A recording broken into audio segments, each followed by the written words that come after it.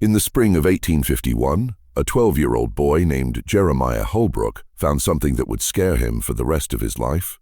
He was working in the small back room of Fletcher's funeral home in Sutters Creek, California. The boy had a strange habit. He counted every dead body that came through those wooden doors. By May of that year, his careful counting showed something impossible. 43 dead bodies had come in to be buried, but the town records only showed 27 people had died. 16 men had just disappeared from existence.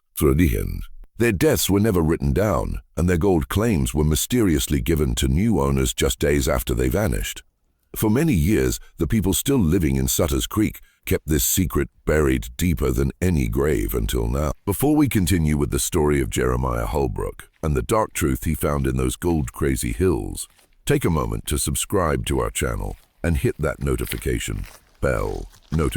We bring you the most scary historical mysteries America has to offer, and tell us in the comments what state are you listening from. We love connecting with fellow mystery lovers across the country. The change from innocence to horror began on an ordinary Tuesday morning when young Jeremiah first noticed the difference that would eat at his thoughts for months to come. Sutters Creek wasn't much more than a bunch of quickly built wooden buildings hanging onto the Sierra Nevada foothills.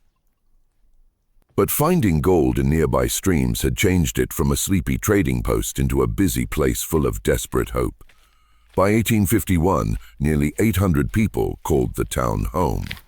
A mix of former farmers from Missouri, failed store owners from Boston, and people from as far as Chile and China, all brought together by the same golden dream that had pulled them west.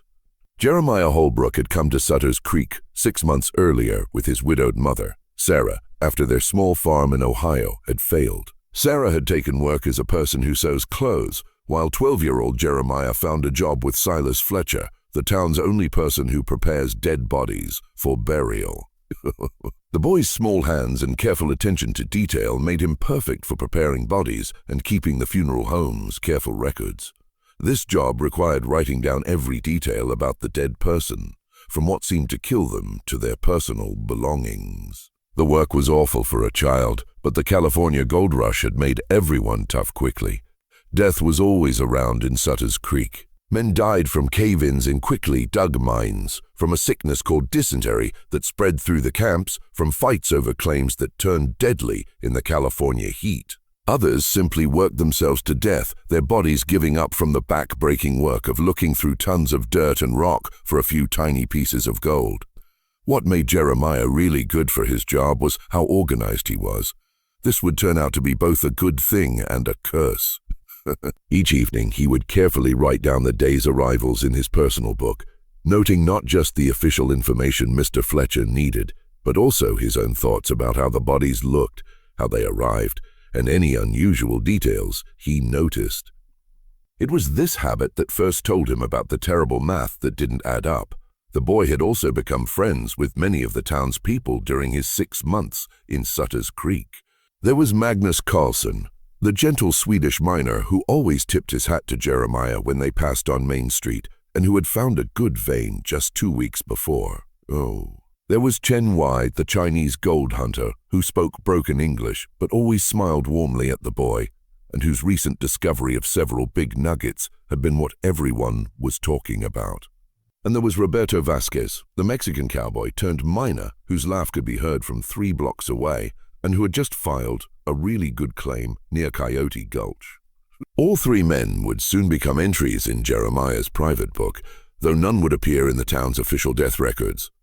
The first body that made Jeremiah really suspicious came on a foggy Thursday morning in late April, carried in by 2 men the boy didn't know. Jeremiah was in the back room of Fletcher's funeral home, organizing the coffin nails by size when he heard the heavy footsteps on the front porch. Through the thin wooden walls, he could hear Mr. Fletcher's voice greeting the visitors, followed by the unmistakable sound of a body being dragged across the doorway. This wasn't unusual. Most of the dead people in Sutters Creek were brought in by fellow miners or business friends, since few had family in California. What struck Jeremiah as odd was the hushed, urgent tone of the talk. Usually those who brought in the dead were sad but matter-of-fact about what happened. Death was too common in the gold fields for fancy grief, but these men spoke in whispers, and there was something sneaky about their manner that made the boy press his ear to the connecting door. "Found him in his claim this morning," one of the men was saying. "Looks like his heart gave out. You know how these older fellows push themselves too hard." Jeremiah frowned. The voice mentioned older fellow, but when he looked through a gap in the door, he saw the unmistakable red flannel shirt and thick blonde beard of Magnus Carlson. The Swedish miner was only 34 years old, hardly an old man, even by Gold Rush standards. "Any family we should tell?" Fletcher asked, his voice carrying the practiced sympathy of his job. "None that we know of," the second man replied quickly. "Keep it simple. We'll pay for a basic burial. We'll pay for a basic burial." After the men left, Jeremiah helped Fletcher look at the body. Magnus lay on the preparation table. His skin was pale, but without the waxy look that usually came with heart failure. What troubled the boy more was what he didn't see. There were no personal belongings. Magnus always carried a small leather pouch with his gold dust and a silver pocket watch that had belonged to his father. Every miner in Sutter's Creek guarded such things with their life. "Mr. Fletcher," Jeremiah said carefully, "shouldn't Magnus have had his gold pouch with him?" The person who prepares bodies paused in his examination, giving the boy a sharp look. "Men die in all sorts of ways, Jeremiah. Sometimes their belongings get scattered or other miners find the body, and well, the gold fields can make even good men do desperate things." But Jeremiah wasn't satisfied. That evening, he made his way to Magnus' mining claim near Willow Creek. The Swedish miner had been working a small but productive section of streambed using a technique called cradling that required patient, careful work. What Jeremiah found there made his blood run cold. Magnus' tools were arranged neatly beside his claim, as if he had simply set them down for a lunch break. His tin cup still had cold coffee in it, and beside it lay a piece of bread with only one bite taken from it. But there were signs of trouble that didn't match the story of a man dying peacefully of heart failure. The dirt around the claim showed evidence of a fight, scuff marks and overturned rocks that suggested something violent had happened. Most disturbing of all was what Jeremiah found partially buried under a pile of loose gravel. Magnus's leather gold pouch, but completely empty. Beside it was the silver pocket watch, its chain snapped as if torn forcibly from his vest. As Jeremiah looked at the broken watch, he heard footsteps coming through the brush. Heart pounding, he quickly put both items in his pocket and scrambled up the bank, hiding behind a large boulder, just as two figures came into the clearing. Even in the fading light, he recognized them as the same men who had brought Magnus' body to the funeral home. "You sure nobody saw us come back here?" One of them asked nervously. "Relax, Patterson. Who's going to be poking around a dead man's claim after dark?" The name Patterson sent a chill through Jeremiah's spine. He knew that name, Deputy Thomas Patterson, one of Sheriff Coleman's most trusted men. What was a lawman doing at a dead man's claim in the dark? "Eves, still don't like it," Patterson muttered. "Too many people knew about Carlson's strike. Someone's going to ask questions." "Let them ask. As far as anyone knows, the Swede worked himself to death, and his claim goes back to public land. Coleman will handle the paperwork, and by next week we'll have legal ownership." Jeremiah pressed himself against the boulder, barely daring to breathe. As the two men looked at the claim site, they spent several minutes checking the area, and the boy realized with growing horror that they were making sure they hadn't left any evidence of their crime. As the men finally left, their lantern light fading into the darkness, Jeremiah stayed hidden behind the boulder for nearly an hour, his mind racing. Magnus Carlson hadn't died of heart failure.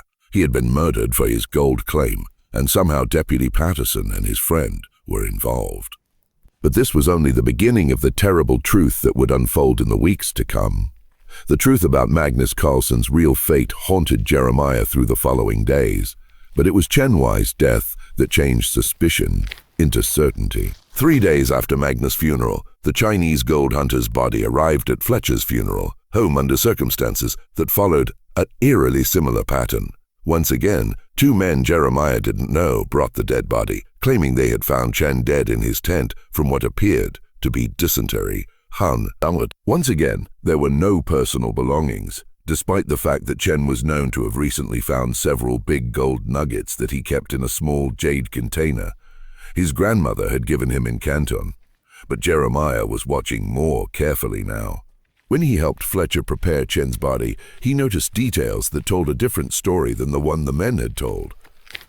Chen's fingernails were packed with dirt and pieces of stuff, and there were scrapes on his knuckles that suggested he had fought desperately for his life.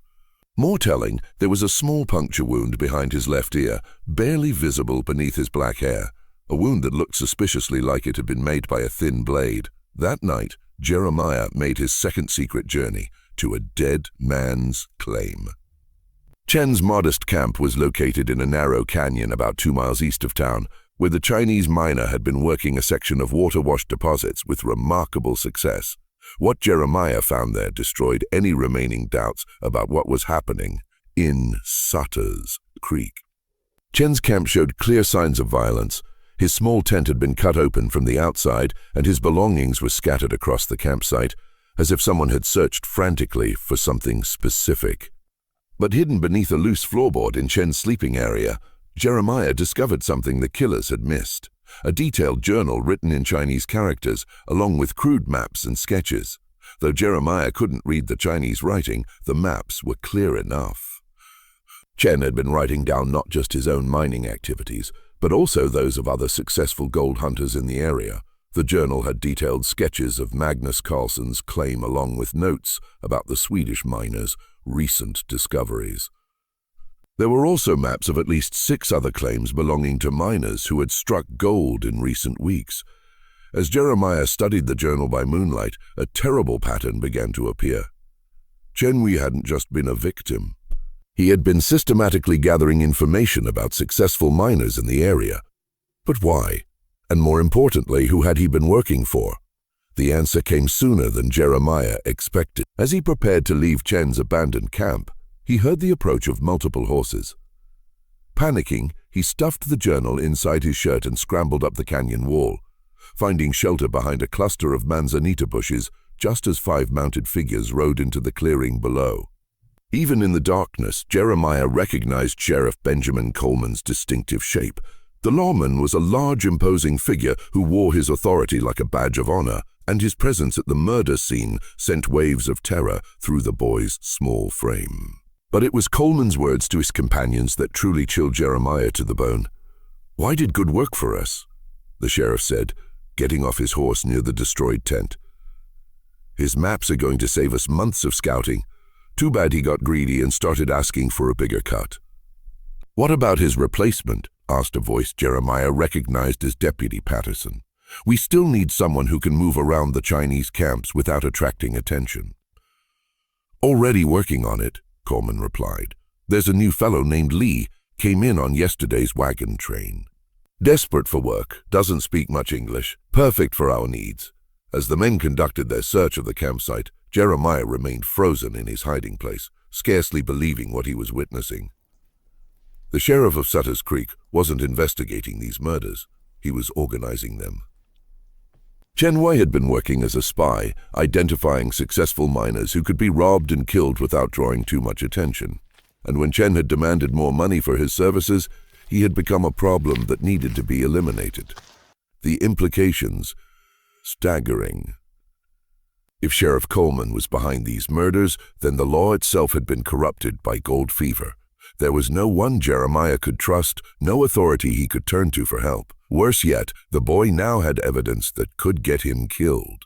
Chen's journal was detailed proof of the conspiracy, assuming anyone could translate the Chinese text. As dawn began to break over the Sierra Nevada peaks, lighting up the false respectability of Sutter's Creek's main street, Jeremiah made his way back to town in a state of numb terror.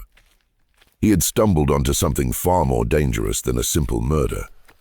He had discovered a systematic operation designed to identify, rob, and eliminate successful gold hunters while covering up the crimes through official channels.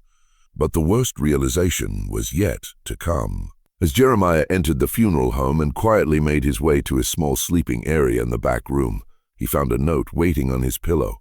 Written in crude block letters, the message was brief but terrifying. "Some secrets are worth dying for. Keep your mouth shut and your eyes closed, boy. Boy." Someone knew that Jeremiah had been investigating the deaths. Someone was watching him, and if he wasn't careful, the next body to arrive at Fletcher's funeral home might be his own. The anonymous threat should have silenced Jeremiah, but instead, it lit a desperate need to understand the full scope of the conspiracy that had consumed his town. Over the following weeks, the boy became obsessed with his secret investigation, developing complicated methods to avoid detection.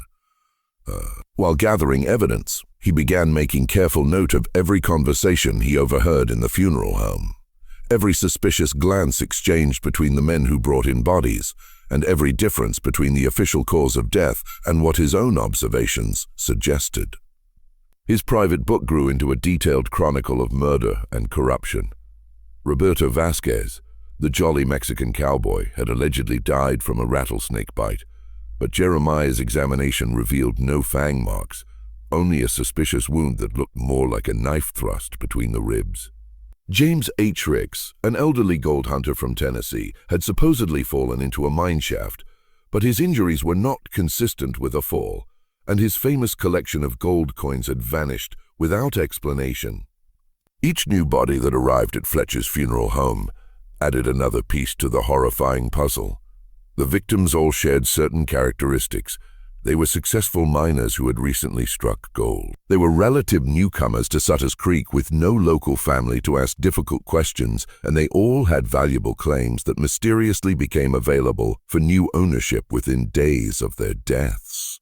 But it was the discovery of Sheriff Coleman's property purchases that revealed the true scale of the operation. Using his mother's connections with the town's seamstresses and washerwomen, women who cleaned and mended clothes for the town's important people, Jeremiah learned that Coleman had quietly purchased or gained control of nearly 24 mining claims over the past 8 months.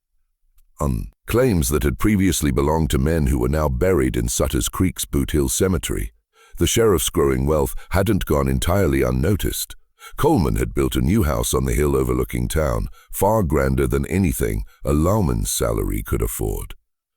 He had also invested in the general store, the saloon, and was rumored to be backing the construction of a new hotel. But in a town where striking it rich was every man's dream, Coleman's prosperity was attributed to lucky investments and smart business sense rather than systematic murder. Jeremiah's investigation took a dangerous turn when he decided to follow Deputy Patterson during one of his evening patrols. The boy had noticed that Patterson often left town after sunset, claiming to be checking on remote mining camps for security purposes. But Jeremiah suspected these nighttime journeys served a darker purpose. On a moonless night in early June, Jeremiah shadowed Patterson as the deputy rode toward the network of claims that spread along Deer Creek about 5 miles northeast of town. Staying far enough behind to avoid detection, the boy watched as Patterson met with 2 other men at a crossroads. Men Jeremiah recognized as the same individuals who had been bringing suspicious dead bodies to the funeral home. Hidden behind a fallen log, Jeremiah listened as the 3 men discussed their next target, a German immigrant named Klaus Weber, who had recently discovered a rich vein of quartz that was yielding substantial amounts of gold. Weber was known to be a loner who kept to himself and had few friends in town. Perfect prey for the murderous conspiracy. Weber's camp is isolated, Patterson was saying. No neighbors for miles, and he's been talking about heading back to Germany once he saved enough money. If he disappears, people will just assume he decided to leave early. What about his claim? Asked one of the other men whose voice Jeremiah recognized as belonging to Frank Garrett, a failed gold hunter who now worked as a general laborer around town. Coleman's already filed the preliminary paperwork, Patterson replied. Once Weber's gone, the claim will be declared abandoned and auctioned. The sheriff will be the only bidder. The casual way they discussed murder made Jeremiah's stomach turn. But worse was the realization that Klaus Weber would be dead within days unless someone warned him. Yet, how could a 12-year-old boy convince anyone that the sheriff and his deputies were systematic killers? Who would believe such an incredible accusation? As Jeremiah pondered this dilemma, he made a crucial mistake. Shifting his position to get a better view of the meeting, he accidentally knocked loose several small rocks that clattered down the hillside. The sound wasn't loud, but in the stillness of the night, it was enough to alert the 3 conspirators. What was that? Garrett hissed, his hand moving instinctively to the gun at his hip. Probably just an animal, Patterson replied. But his voice carried uncertainty. Maybe, but let's take a look around just to be sure. The three men spread out, searching the area with practiced efficiency that spoke of military or law enforcement training. Jeremiah pressed himself against the ground behind the fallen log, hardly daring to breathe as footsteps approached his hiding place. Through a gap in the wood, he could see Garrett's boots passing just inches from his face. "Nothing over here," Garrett finally called out, but his voice suggested he wasn't entirely convinced. "Let's finish this somewhere else," Patterson decided. "Too many ears in these hills." As the three men got back on their horses and rode away, Jeremiah remained motionless for nearly an hour, his heart pounding so hard he was certain it could be heard for miles. When he finally crept out of his hiding place, his clothes were soaked with sweat, despite the cool night air. The boy's close call had provided crucial information, but it had also escalated the danger significantly. If Patterson or his associates had spotted him, Jeremiah's investigation would be over along with his life. But the knowledge that Klaus Weber was targeted for murder created a moral crisis the boy couldn't ignore. As Jeremiah made his way back to town through the darkness, he realized that his passive observation had reached its limit. If he wanted to prevent more deaths and expose the conspiracy, he would have to take direct action. But in a town where the law itself was corrupted, what could one 12-year-old boy possibly do? The answer would come to him in the most unexpected way, through a source he had never considered. The dead themselves. Jeremiah's breakthrough came from an unlikely discovery hidden within the personal belongings that killers had missed, a discovery that would provide him with the evidence he needed while simultaneously placing him in mortal danger. The revelation began with the arrival of Ezra Whitfield's body on a sweltering Tuesday morning in mid-June. Whitfield had been a cautious, methodical miner from Vermont, who had spent months working a modest claim near Bear Creek with little success until 3 weeks earlier. He had struck a rich pocket of gold that had made him one of the wealthiest men in the area. True to the pattern Jeremiah had documented, Whitfield's death was attributed to natural causes. In this case, a heart attack brought on by the California heat. But the boy's examination revealed a different story. Whitfield's body showed signs of strangulation with faint bruising around the throat that had been skillfully concealed by the positioning of his shirt collar. What made this case different was Whitfield's paranoid nature. The Vermont miner had been deeply suspicious of everyone around him, convinced that his success had made him a target for thieves and claim jumpers. This paranoia had led him to take precautions that his killers hadn't anticipated. While preparing Whitfield's body, Jeremiah discovered something sewn into the lining of the dead man's vest. A small leather packet containing a detailed letter addressed to Whitfield's brother in Vermont. The letter, dated just 2 days before the miner's death, contained explosive revelations about the situation in Sutter's Creek. Whitfield had been conducting his own investigation into the suspicious deaths around town. Unlike Jeremiah, the adult miner had possessed the resources and connections to gather concrete evidence of the conspiracy. His letter detailed financial records showing Sheriff Coleman's impossible wealth, documented the pattern of claim transfers following suspicious deaths, and even included a list of names, both victims and conspirators. But most importantly, Whitfield had uncovered the true scope of the operation. The murders weren't random acts of greed committed by a few corrupt lawmen. They were part of a systematic plan to control the most productive mining claims in the entire region, with Sheriff Coleman serving as the local face of a larger criminal organization that extended throughout the California gold fields. According to Whitfield's research, similar operations were running in at least 6 other mining towns, all coordinated by a mysterious figure known only as the syndicate boss. This individual was systematically acquiring the most valuable mining properties in California through murder, fraud, and corruption, building a gold mining empire on the foundation of countless graves. The letter also revealed why Chenwei had been working as a spy. The Chinese miner hadn't been motivated by greed alone. His younger brother was being held prisoner in San Francisco as leverage to ensure Chen's cooperation. When Chen had demanded his brother's release and threatened to expose the operation, he had signed his own death warrant.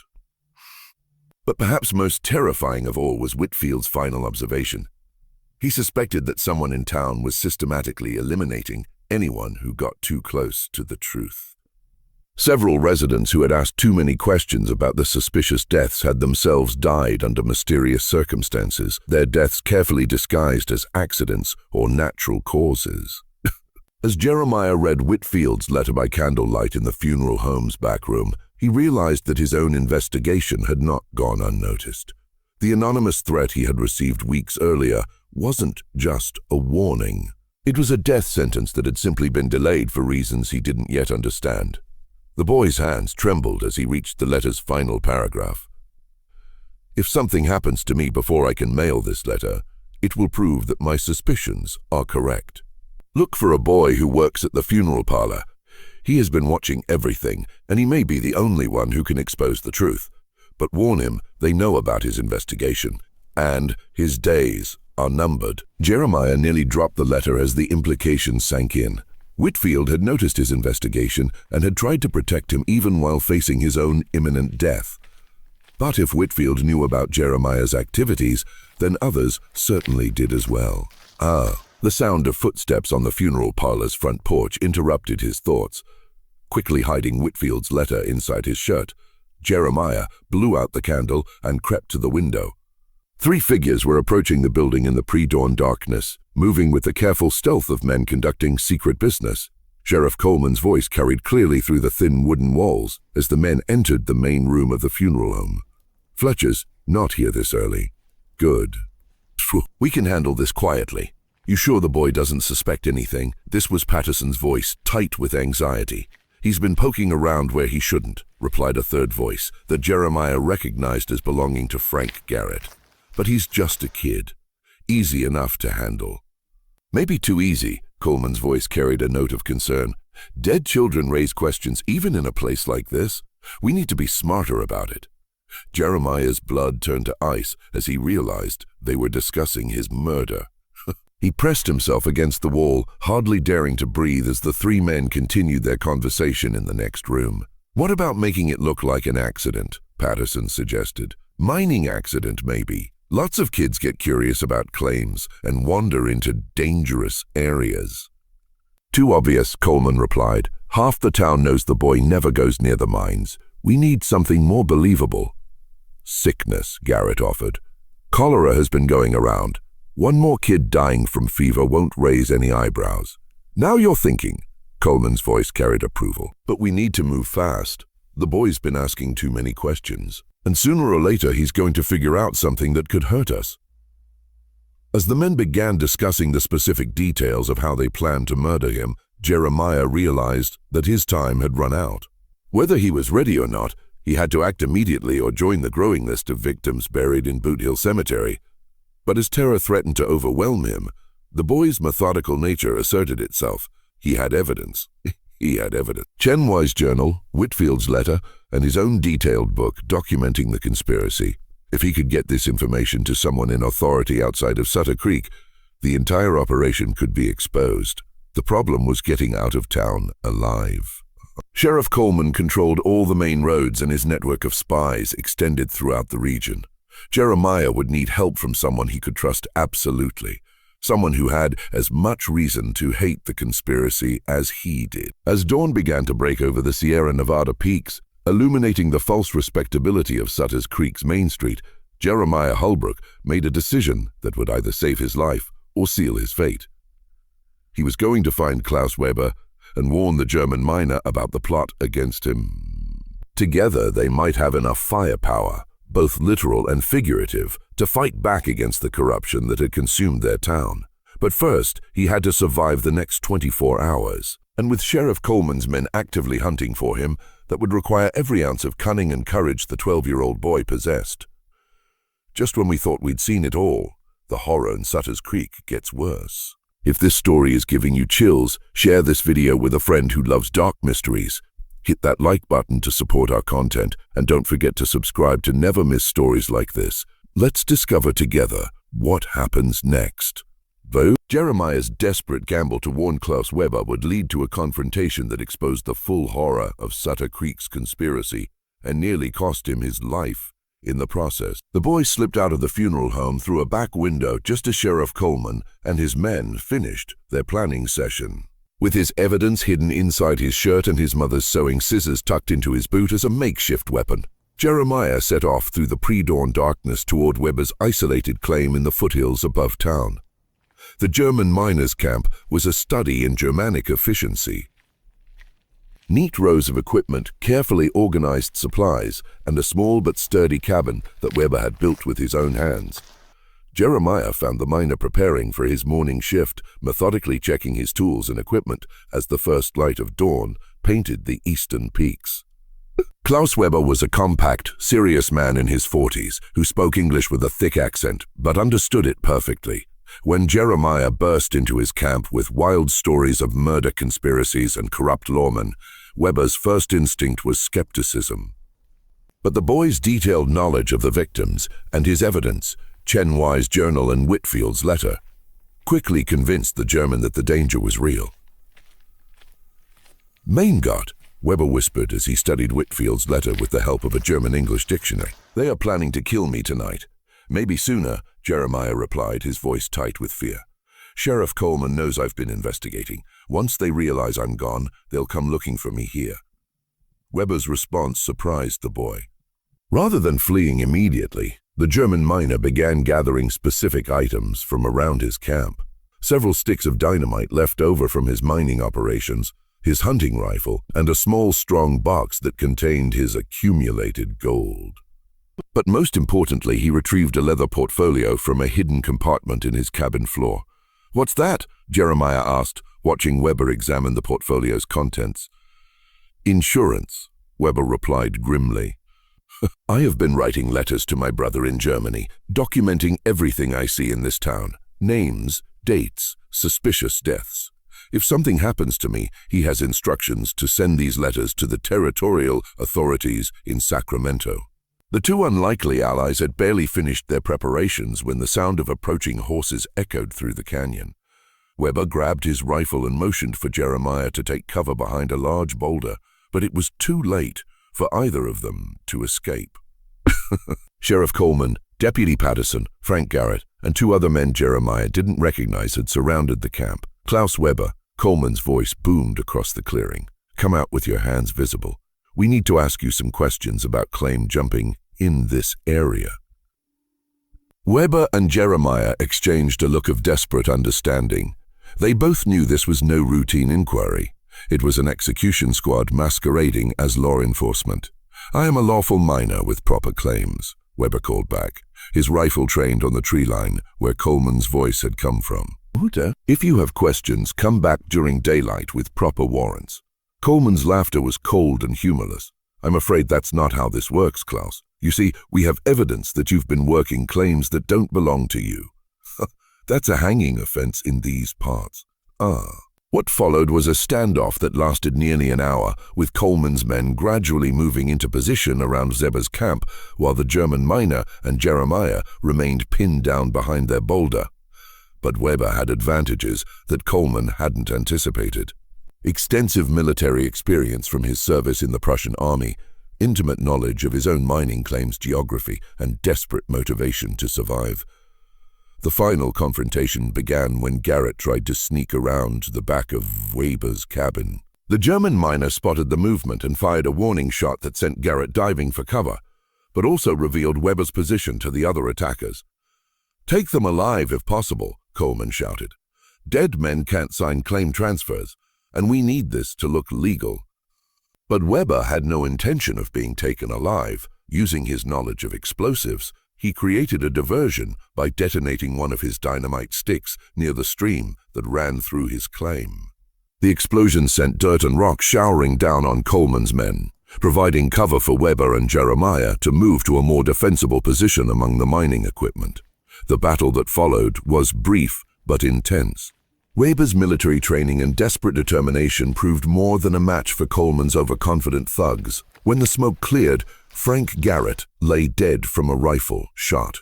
One of the unknown attackers was wounded and fleeing back toward town, and the others had retreated to a safe distance to reassess their strategy. But victory came at a cost. Weber had been hit in the shoulder by Patterson's pistol, and blood was seeping through his shirt at an alarming rate. Worse yet, the sound of gunfire would have been heard for miles, and reinforcements would certainly be arriving soon. "Boy," Weber gasped, pressing a bloodied hand to his wound. "You must take my papers and get to Sacramento. Find Marshal Harrison. He is honest man, not part of this corruption." "I'm not leaving you here," Jeremiah protested, but Weber cut him off with surprising gentleness. "You must. These papers, your evidence, this is only way to stop them. I will hold them here as long as I can, but you must go now." As if to emphasize the urgency of the situation, the sound of more approaching horses echoed through the canyon. Coleman had summoned additional men, probably claiming that Weber and Jeremiah were dangerous criminals who had attacked law enforcement officers. Weber pressed his leather portfolio into Jeremiah's hands along with his small, strong box of gold. "For expenses," he explained when the boy started to protest, "and proof that I trust you to do right thing." Jeremiah wanted to argue, but the approaching hoofbeats made debate impossible. "Oh, Dane." With tears streaming down his face, the 12-year-old boy took Weber's evidence and began climbing up the canyon wall toward a deer trail that would take him around the back of the hills and eventually to the main road to Sacramento. Behind him, he could hear Weber calling out to the approaching riders. "I know what you are doing, Coleman. I have proof, and it is already on its way to authorities who cannot be bought." The gunfire that followed echoed through the Sierra Nevada foothills like thunder, and Jeremiah knew that Klaus Weber would not be joining the men who had died at Fletcher's funeral home. The German miner had chosen to make his final stand in defense of justice, buying Jeremiah the time he needed to escape with evidence that could finally expose the conspiracy. But the boy's ordeal was far from over. He still had to reach Sacramento alive, convince the territorial authorities to believe an incredible story told by a 12-year-old, and somehow survive long enough to see justice done in a territory where gold fever had corrupted even the highest levels of government. That would prove to be the most dangerous challenge of all. Jeremiah's journey to Sacramento took 3 terrifying days, during which he narrowly avoided capture by Coleman's men on 2 separate occasions and survived on wild berries and stream water while navigating treacherous mountain trails with only Weber's crude maps to guide him. The first near capture occurred at a trading post called Miller Station, where Jeremiah had stopped to beg for food and water. He was hiding in the stable behind the main building when he heard familiar voices ordering supplies for an extended manhunt. Through gaps in the wooden walls, he watched Deputy Patterson questioning the station owner about any unusual travelers, specifically mentioning a dangerous young criminal who had murdered a respected German miner and stolen his gold. The lies came so easily to Patterson that Jeremiah almost doubted his own memories of the events at Weber's claim. But the deputy's description of the stolen gold matched exactly the contents of Weber's strong box, confirming that